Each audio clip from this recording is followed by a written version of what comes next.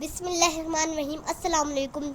جیسے کہ آپ سب کو معلوم ہے، آج سورج گرہن ہے اور زمین پہ بھی سورج کی روشنی نہیں لگ رہی اور آسمان بھی بالکل مدھم ہے۔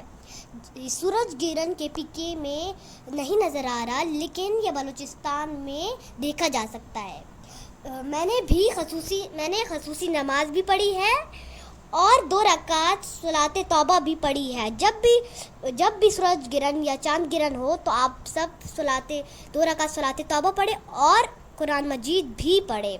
ہمارے پیارے نبی محمد صلی اللہ علیہ وسلم جب بھی سورج گرہن یا چاند گرہن ہوتا تھا تو وہ لوگ خصوصی نماز بھی پڑھتے تھے اور قرآن مجید بھی پڑھتے تھے۔